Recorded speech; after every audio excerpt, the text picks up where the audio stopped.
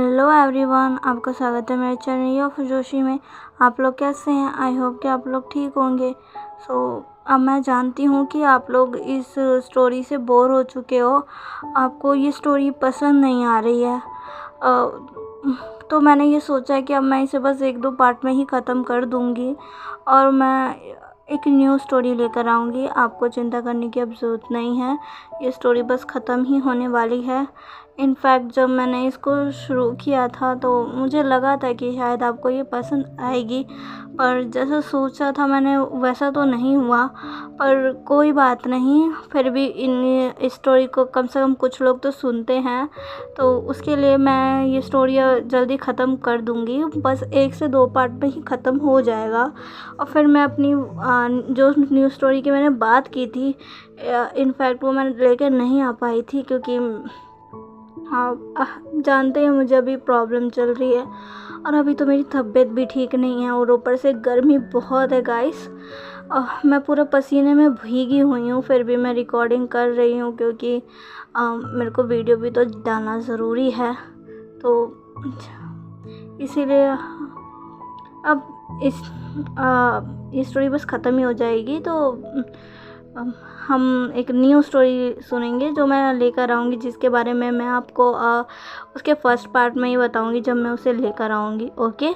और जिसको भी यहाँ पर ये जो स्टोरी चल रही है वो बोरिंग लग रही है, तो गाइस मैं उनसे कहना चाहती हूँ कि एक बार मेरे सेकंड चैनल जो फुजोशी लव है उस पर भी जाकर विज़िट करिए, जहाँ पे मैंने ढेर सारी जानी स्टोरी डाल रखी है, क्योंकि वो चैनल मैंने स्पेशली जानी फैंस के लिए ही बनाया था। तो आप लेकिन जो वांगशान ईजान फ़ैन है वो भी जाकर सुनिए, क्योंकि वो स्टोरी सच में बहुत अच्छी है और मेरे जानी जो एफ फैंस हैं उनको भी पसंद आती है। तो आप एक बार वहाँ जाकर भी विज़िट करिए और बताइए कि आपको स्टोरी कैसी लगी। ओके। तो जब तक इस स्टोरी पर न्यू एफ शुरू नहीं हो जाता, आप उस चैनल पर जाके वो सारी स्टोरी सुन सकते हैं। ओके। तो चलिए हम अब अपनी स्टोरी की स्टार्टिंग करते हैं। यहाँ हमें विंग को दिखाया जाता है जो कि अभी अपने बेबी के साथ था और सो रहा था। हालांकि उसे नींद नहीं आ रही थी, लेकिन फिर भी वो अपने बेबी के साथ लेटा हुआ था। तभी बाहर विंग को कुछ आवाज़ें आने लगती है।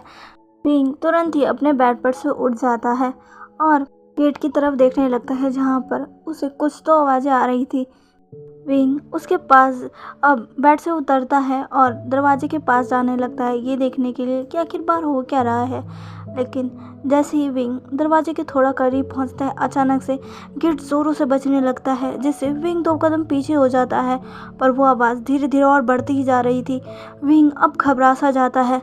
विंग जो कि इस चीज़ से थोड़ा घबरा गया था, उसे अब समझ आ गया था कि बाहर जो कि भी कुछ हो रहा है वो ठीक नहीं है। वो तुरंत ही अपने बेबी के पास जाता है और तुरंत ही उसे अपनी बाहों में लेता है और फिर वो पर्दे के पीछे जाकर छुप जाता है।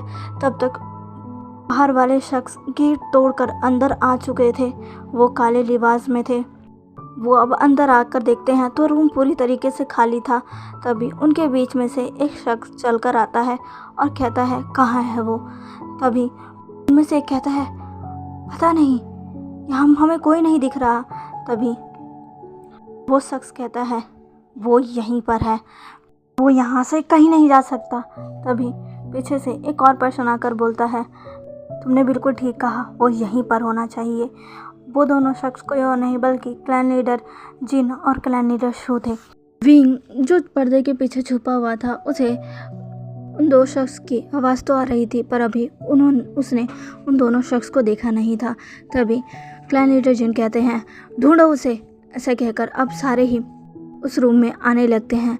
विंग ने अब अपनी जो सूफियान थी उसे अपने साथ ले लिया था। वो समझ गया था कि ये लोग उसके बच्चे को ही लेने आया है और वो अपने बच्चे को कुछ भी नहीं होने दे सकता।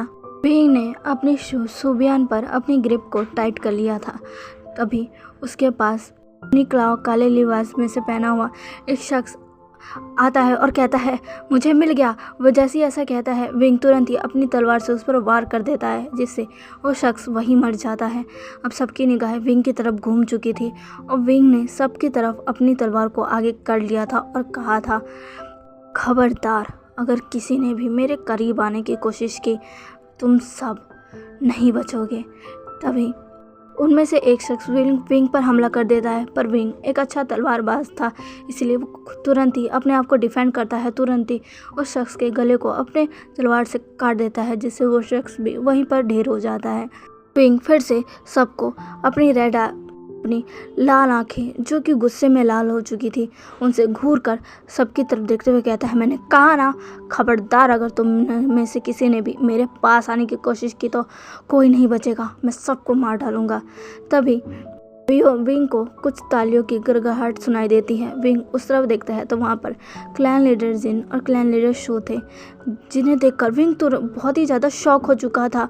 तभी विंग कहता है, क्लैन लीडर जिन, क्लैन लीडर शू। तभी क्लैन लीडर जिन कहते हैं, हाँ, हम क्यों, हमें देखकर चौंक गए। तभी क्लैन लीडर शू कहते हैं, इसके फेस को साफ साफ देखकर पता चल रहा है, हाँ, ये बहुत ही ज़्यादा शौक में हो गया है, पर मानना पड़ेगा इसकी तलवारबाजी बहुत अच्छी है। तभी क्लैन लीडर जिन कहते हैं, हाँ, पर तब भी ये हमसे नहीं बचेगा, क्योंकि हम इसे छोड़ेंगे ही नहीं, पर हम इसे एक मौका तो दे सकते हैं ना बचने का। आखिर ये मेरी बहू याली उसका भाई है ना। तभी क्लैन लीडर शू कहते हैं, ठीक है, अगर आप ये चाहते हो तो। विंग उन दोनों की ये बातें सुनकर बहुत ही ज़्यादा शौक में था। तभी क्लैन लीडर जिन कहते हैं, विंग, मैं तुम्हें बचने का एक मौका दे रहा हूँ, अपने बच्चे को मेरे हवाले कर दो और मैं तुमसे वादा करता हूँ मैं तुम्हें कुछ नहीं करूँगा। तभी विंग ये सुनकर बहुत ही ज़्यादा गुस्सा हो जाता है और कहता है, क्या कहा आपने, आप ये कह रहे हैं, मुझे यकीन नहीं हो रहा। तभी क्लैन लीडर जिन कहते हैं, यकीन नहीं हो रहा तो यकीन करो, हाँ, ये मैं ही हूँ और मैं ही ये कर रहा हूँ क्योंकि मैं तुम्हारा बच्चा चाहता हूँ। तभी विंग कहता है, पर क्यों। तभी क्लैन लीडर जिन कहते हैं, क्यों, तुम्हें अब भी समझ नहीं आया, तुम्हारा बच्चा मुझे चाहिए क्योंकि मैं उसे उस शैतान को सौंप दूंगा, जिसके बाद वो मुझे ताकत देगा, ढेर सारी ताकत, जिससे मैं इस पूरे क्लैन पर राज करूंगा। तभी क्लैन लीडर शू कहते हैं, मुझे मत भूलिए। तभी जिन क्लैन लीडर कहते हैं, हाँ, आप चुप रहो। विंग कहता है, मैंने कभी नहीं सोचा था कि आप ऐसा करोगे, लेकिन खबरदार, अगर आप मेरे बच्चे के करीब भी पहुँचे, मैं ये भी नहीं सोचूंगा कि आप मेरी जीजे के क्या लगते हैं, मैं आपको इन्हीं की तरह मौत के घाट उतार दूंगा। तभी जिन क्लैन लीडर एक स्माइल करते हैं और कहते हैं, ऐसा तो तब होगा ना जब तुम कुछ कर पाओगे। ऐसा कहकर वो क्लैन लीडर शू की तरफ देखते हैं, जहाँ पर क्लैन लीडर शू अब अपने हाथों में से एक जार निकालते हैं और उसको तुरंत ही उसका ढक्कन खोल देते हैं, जिसमें से एक काला धुआं निकल रहा था। विंग उस धुएं को देखकर शॉक था, लेकिन तुरंत ही वो धुआं विंग के पास जाता है और उस धुएं की स्मेल अब विंग पर असर दिखा रही थी। विंग, जो कि धीरे धीरे अनकॉन्शियस होने लगा था, विंग कहता है, नहीं, मैं तुम लोगों को छोड़ूंगा नहीं। तभी क्लैन लीडर जिन कहते हैं, छीन लो इससे इसका बच्चा। तभी एक शख्स विंग की तरफ आगे बढ़ता है और विंग कहता है, नहीं। विंग अपनी अनकॉन्शियस हालत में ही उस शख्स पर वार कर देता है। तभी क्लैन लीडर जिन को गुस्सा आ जाता है और कहता है, छीनो इससे, तुम क्या कर रहे हो। तभी सारे ही विंग के पास आकर विंग को उसके बेबी से दूर करने लगते हैं। विंग कहता है, नहीं, छोड़ो। तभी विंग और भी ज़्यादा अनकॉन्शियस होने लगता है। आखिरकार वो लोग विंग से बेबी को छीन लेते हैं और विंग, जो कि नहीं, मेरा बच्चा, ऐसा कहते हुए विंग फाइनली बेहोश हो जाता है। उसके बाद क्लैन लीडर जिन कहते हैं, अब जल्दी यहाँ से चलो और इसे यहीं पर बंद कर दो। क्लैन लीडर जिन के ऐसा कहते ही सारे ही अब तुरंत ही वहाँ से निकल जाते हैं। क्लैन लीडर शू और क्लैन लीडर जिन बच्चे को वहाँ से लेकर चले जाते हैं और वो काले लिबास पहने हुए आदमी विंग को वहीं पर बंद कर देते हैं। इधर दूसरी तरफ वांग जी अपने कई सारे डिसिपल के साथ उन कठपुतलियों का मुकाबला कर रहा था। वांग जी ने एक्सपेक्ट नहीं किया था कि उसे इतने सारे कठपुतली एक साथ देखने को मिलेंगे। विंग, उसे बार बार विंग का भी ख्याल आ रहा था कि विंग ठीक तो है, पता नहीं क्यों, पर उसे बहुत बेचैनी सी हो रही थी। उसे बहुत डर लग रहा था। बार बार उसे बस विंग और अपने बच्चे का ख्याल आ रहा था। वांग जी उन सब से लड़ भी रहा था, पर कहीं ना कहीं वो विंग और अपने बच्चे के बारे में भी सोच रहा था। वांग जी अपने मन में कहता है, विंग तुम ठीक हो ना? मेरा मन इतना क्यों घबरा रहा है? ऐसा कहते सोचते हुए वांग जी बस उन कठपुतलियों से लड़ रहा था। अचानक ही सारी कठपुतलियाँ रुक जाती है। वांग जी और वहाँ खड़े सारे डिसिपल ये देखकर शॉक हो जाते हैं, क्योंकि सब रुक चुके थे बिल्कुल किसी स्टैचू की तरह अपनी ही जगह पर। वांग जी उन्हें देखता है। वांग जी को भी कुछ भी समझ नहीं आ रहा था, लेकिन तभी अचानक से सारी कठपुतलियाँ नीचे ज़मीन पर आ गिरती हैं। और ये देखकर तो सारे लैंड क्लैन वाले एकदम शॉक खड़े थे। वांग जी, उसके सारे डिसिपल, सारे ही। तभी वहाँ पर जियान चैंग और जिन जुशन भाग कर आते हैं और कहते हैं, वांग जी तो तुमने देखा? वांग जी जो कि उन्हीं दोनों की तरफ देख रहा था, तभी वो कहता है, तुम यहाँ क्या कर रहे हो? तुम तो तभी जिन जुशन कहता है, हाँ हम वहाँ पर थे, पर वहाँ पर अचानक से ही सारी कठपुतलियाँ खुद ही ज़मीन पर गिर गई और अब उनमें से एक भी वहाँ नहीं है। वो अचानक से ही गल गई।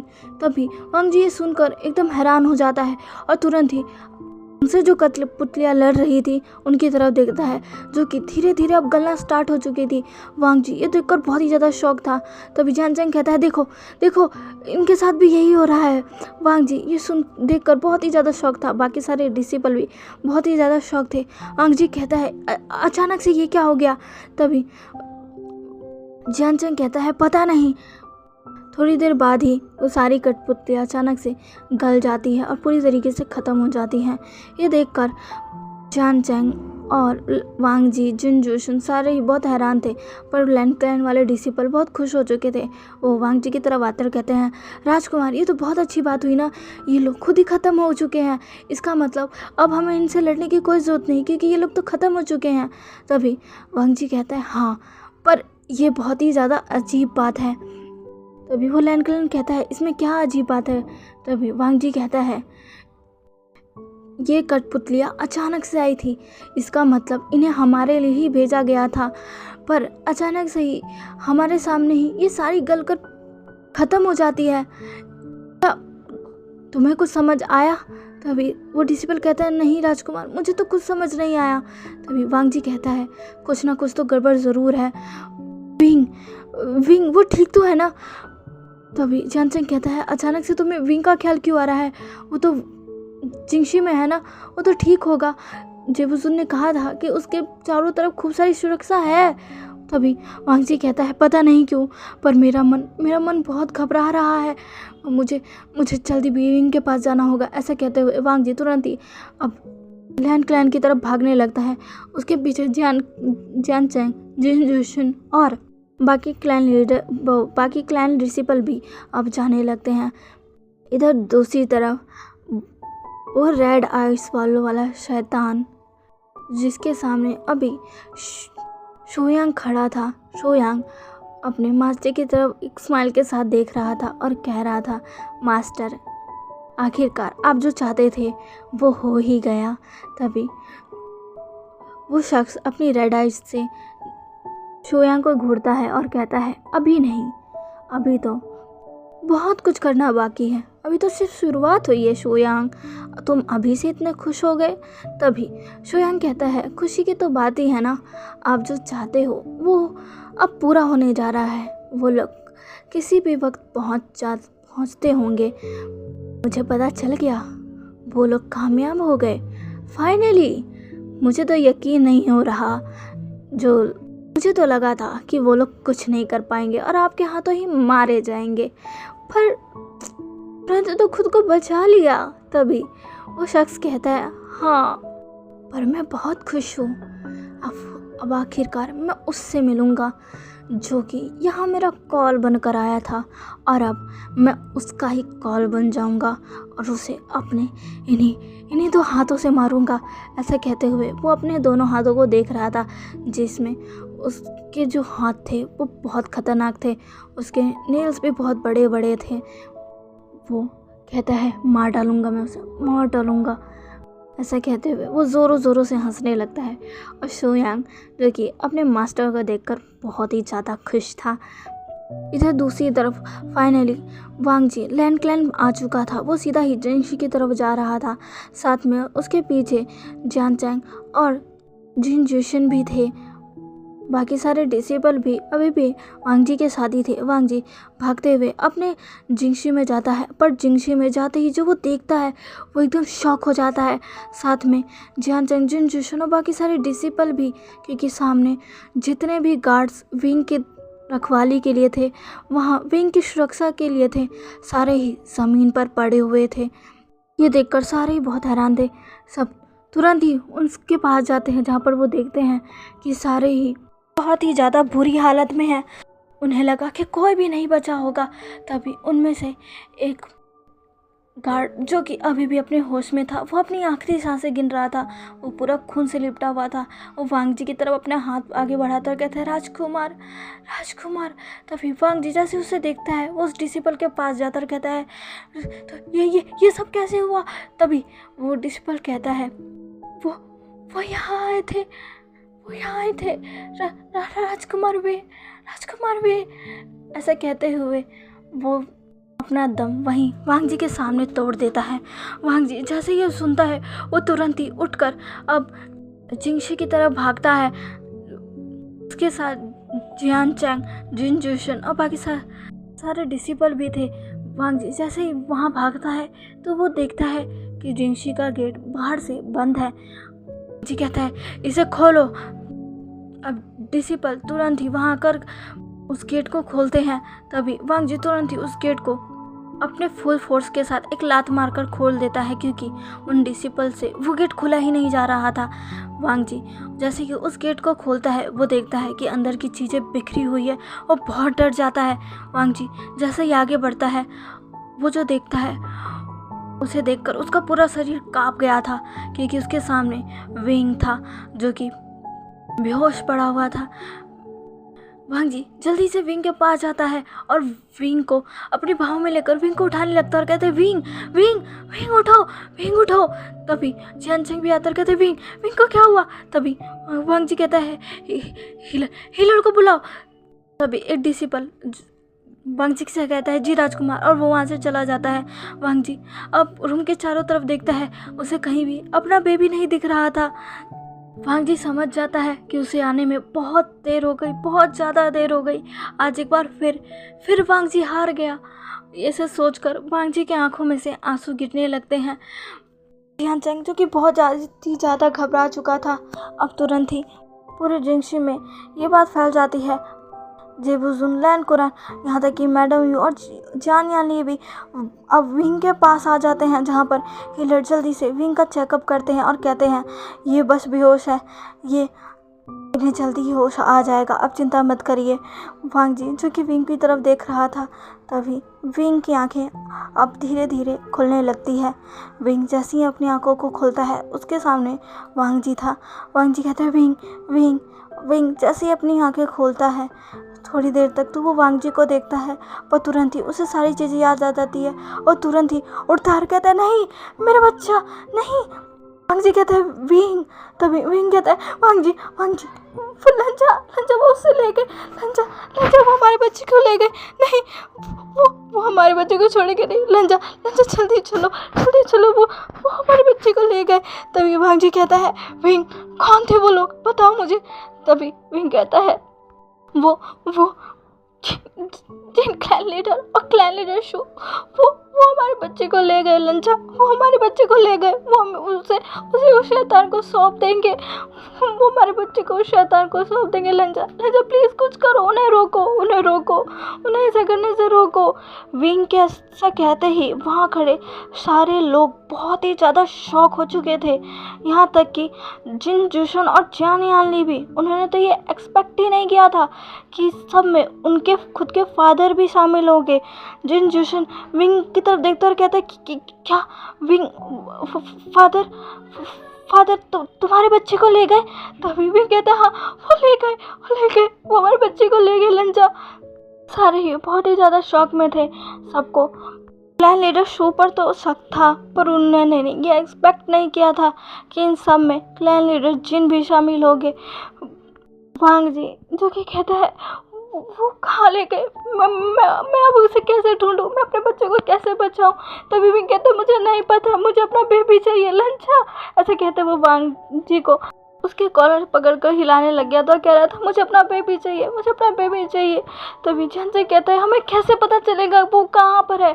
तभी पीछे से एक वॉइस आती है और कहती है मैं बताऊंगा कि वो कहाँ पर है। सारे ही अब पीछे मुड़कर देखते हैं।